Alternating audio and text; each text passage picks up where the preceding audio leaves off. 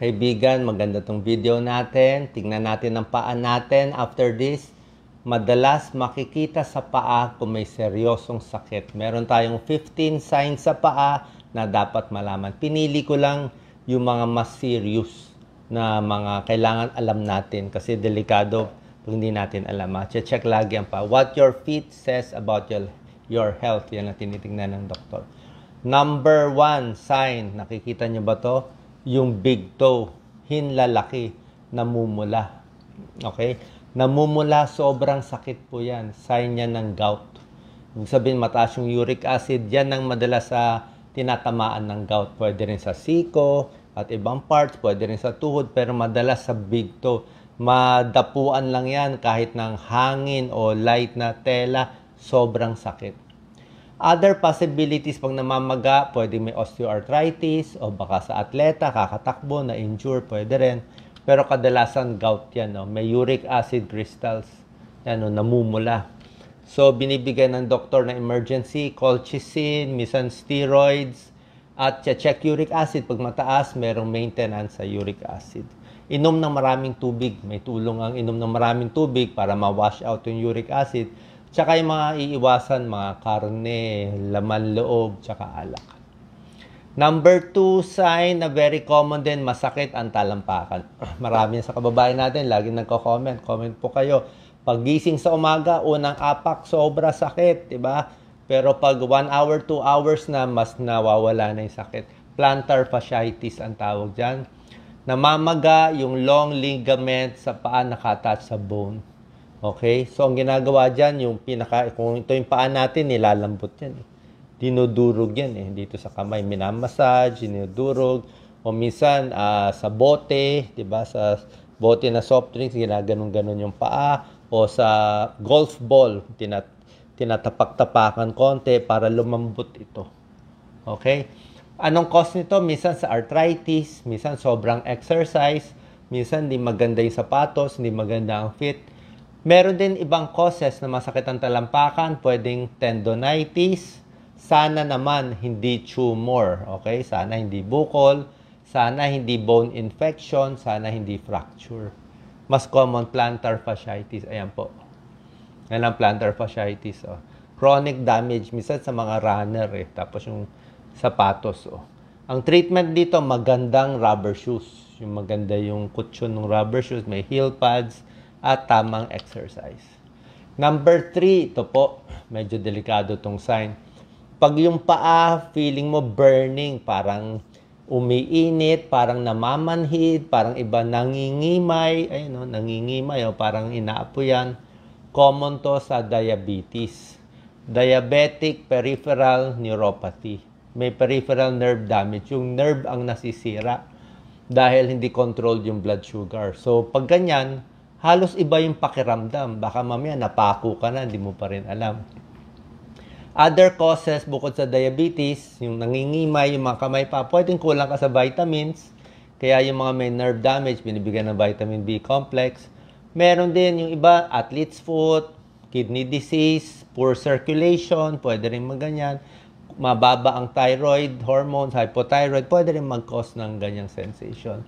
Pero ang pinaka-concern natin yung sa diabetes.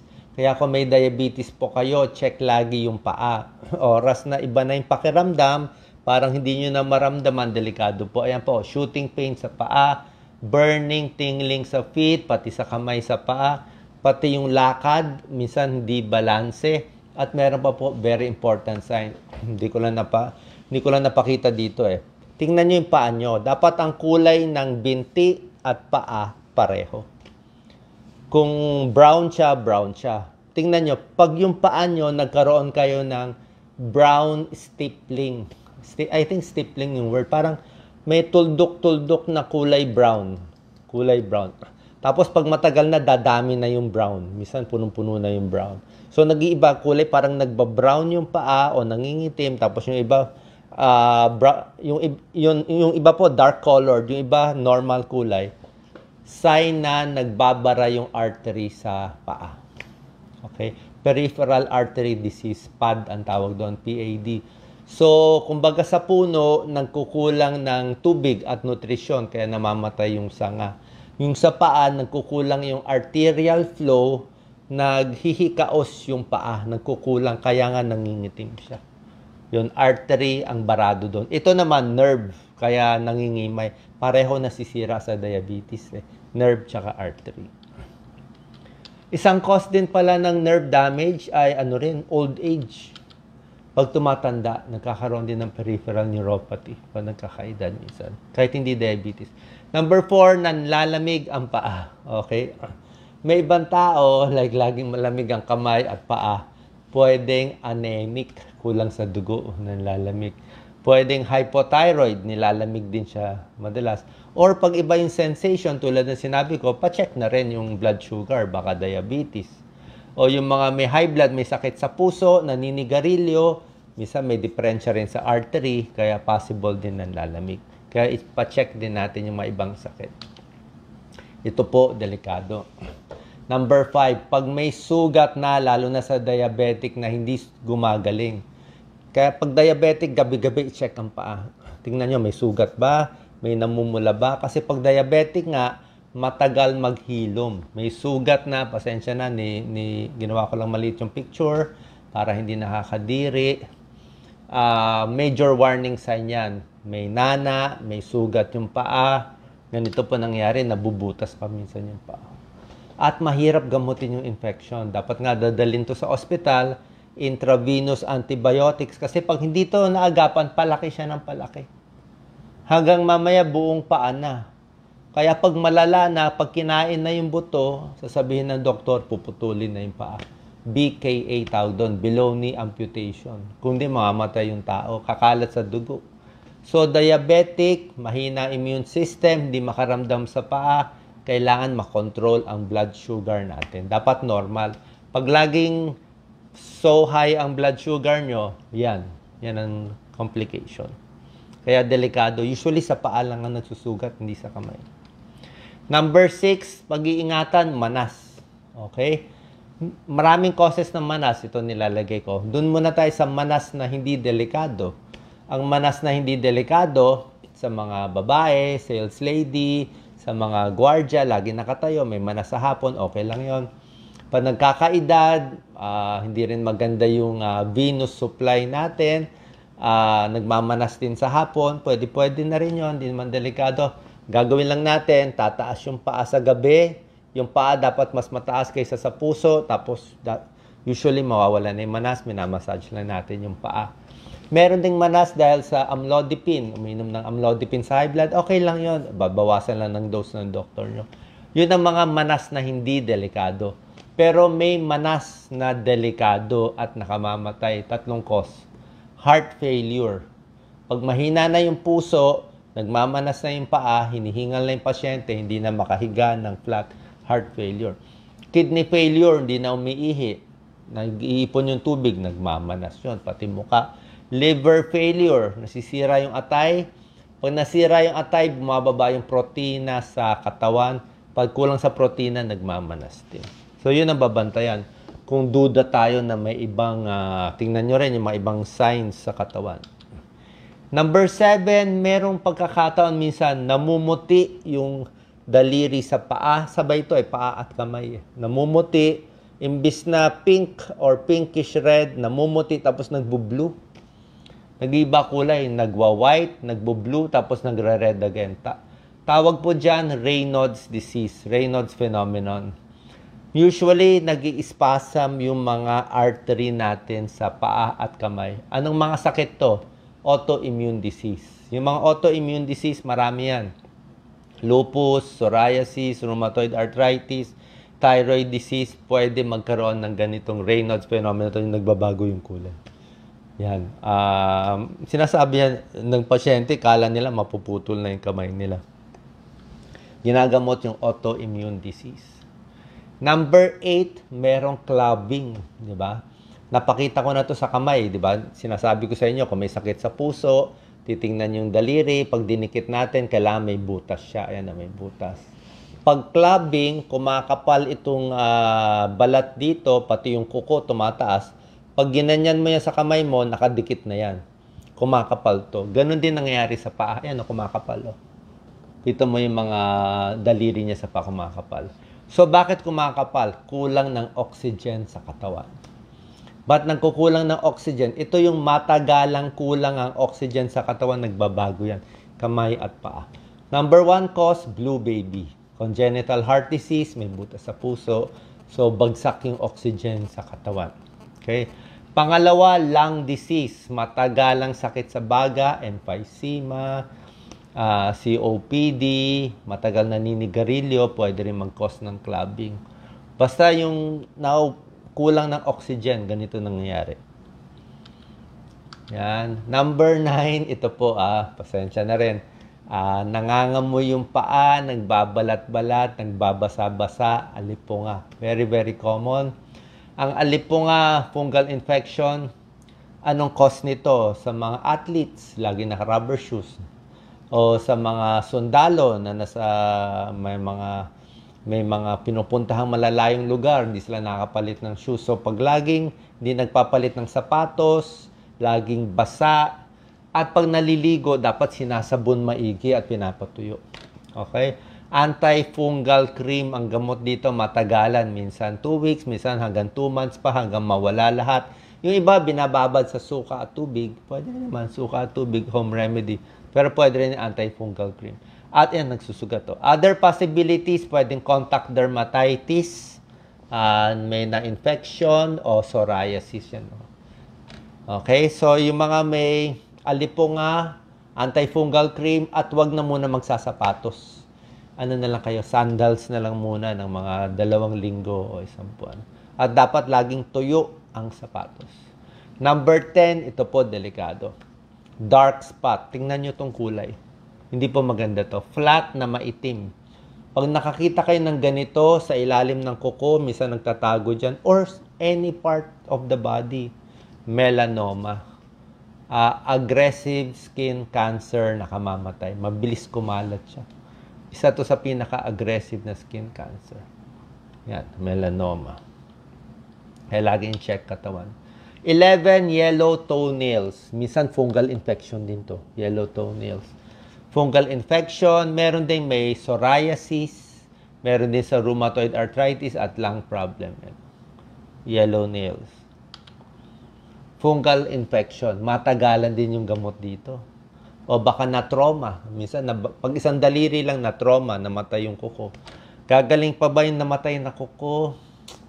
Sabi ng mga derma, minsan hindi na gumagaling. Depende. Meron din ito, claw toe. Para siyang martilyo, nakaklo. Minsan itong daliri, hinlalaki nakataas o nakababa. Nakaganon siya, parang laging nakababa. Bakit? Sapatos. Baka nung bata tayo, sobra sikip yung sapatos. Kaya yung mga bata, dapat correct fitting. Huwag sobrang sikip. Okay? Hindi maganda sobrang sikip. Pwede rin may diabetes, nasisira yung nerves. Meron mga alcoholic, mga nerve problem, nagiging ganyan din yung paa. Stretching. Ang gamutan dito, ini-stretch, ini-exercise, may special shoes para maayos. Minsan daw may inooperahan pa. Ingrown toenail. Ito, payo natin sa mga nagpe-pedicure, nagmamanicure, lalo na po sa mga gumagawa, sa mga followers natin. Pag maggugupit kayo ng kuko sa paa, dapat, ulitin ko diretso lang. Okay? Paggupit nyo, kung pwede po, straight lang. Huwag nyong ita-triangle yung kuko. Delikado po. Huwag nyong gupitin yung side. Ang mangyayari kasi po, pag ginupit nyo tong side, ayan, ginawa mong triangle, ang tubo ng kuko, diretso pa rin eh. Diretso ang tubo niya.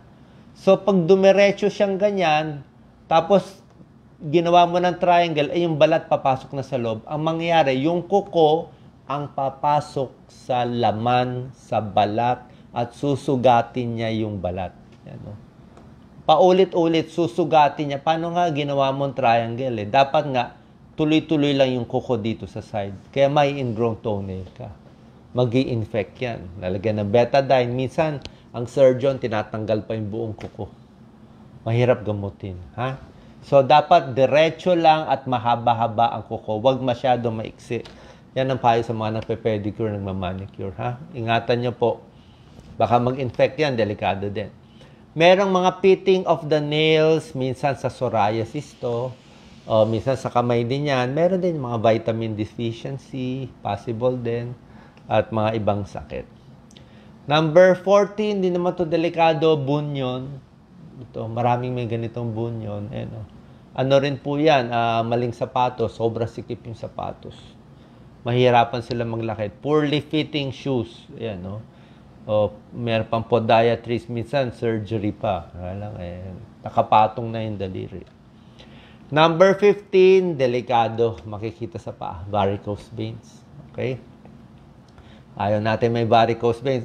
Okay lang may spider veins, pero yung malalaking varicose veins, delikado po O hindi lang nagmamanas. Ang kinakatakot natin sa varicose vein, ganito dapat yung ugat sa paa. Dahil nagkaka-varicose, age, tumataba, lagi nakaupo, buntis, long period sitting, standing, namamana, yan talaga. So, ang danger, baka sumobra manas at pumutok yung mga varicose veins. Ang treatment is compression stockings. Lagi ako naka-compression stockings. Ngayon, nakasuot ako. Compression stockings. Tapos, kung malala na talaga, phlebectomy. Tinatanggal yung vein. Kaya lang, kahit tanggalin mo, babalik din So, kailangan dito exercise, diet, high fiber diet, wag masyado iiri. Tapos, regular exercise, papalakasin natin yung muscle natin. Kailangan malaki ang binti nyo, matigas. Kasi kung malaki ang binti nyo sa muscle, mas naiipit nyo yung varicose veins. So, yun lang talaga, palakihin muscle, tuloy-tuloy yung exercise, para tumuloy yung circulation at hindi magbara yung dugo sa vein. Pag nagbara ang dugo sa varicose vein, yun po ay nakamamatay. Tawag dito, deep venous thrombosis. Nakakatakot po yun. Deep venous thrombosis, deep vein, yung vein sa loob, malaki yun. Thrombosis, nagbuo ang dugo. Bakit nagbubuo ang dugo? Siguro malaki yung varicose, hindi nagagalaw yung paa, hindi nag-exercise, lagi lang nakaupo. Buong araw, nasa office, baka magbuo o nasa airplane. Diba? Hindi ka makagalaw sa airplane. Kasi airplane, dapat tatayo-tayo po kayo. Mag-CR-CR kayo, magtayo-tayo kayo, sipa-sipa ng paa. Kasi pag nagbuo ang dugo sa loob ng vein, madidislodge yan, matatanggal yan, lilipat yan, aakyat yan dito, inferior vena cava, aakyat yan, magbabara sa lungs. Pagbara niya sa isang wedge sa lungs, magwe-wedge yan sa lungs, patay yung parang pizza size sa lungs. Pag namatay yung lungs, hindi ka makakahinga, mahihirapan yung puso mag-pump, may namamatay. Delikado po, deep venous thrombosis. Kaya galaw-galaw. Galaw-galaw para hindi pumanaw. Yun lang talaga. Kahit masakit, tiis tayo sa arthritis. Kasi pag hindi mo ginalaw yan, nagbara yan, delikado po. Okay? Tapos meron pa tayong mga tips sa varicose at sa manas. Pag nakahiga nga, nakataas yung paa, kahit 30 minutes. Isa pang tip sa varicose veins, gusto niya malamig. Kung malamig na tubig, gusto mo lagi naka-aircon, nandun ka sa may winter, sa Amerika, sa Canada, yun ang magagandang lugar. Kasi pag malamig, tumitigas yung, meron kasing mga muscle yan sa tabi ng varicose veins. Mas maliit ang varicose veins kung malamig. Pero pag nag-exercise ka sa init, mamamaga yan, lalong lalaki. Okay? So, ingat po tayo. Sana po nakatulong tong tips natin. Check natin lagi ang paa natin para makita ng maaga kung may sakit o wala. At kung may makitang sakit, check po tayo sa ating doktor. God bless po.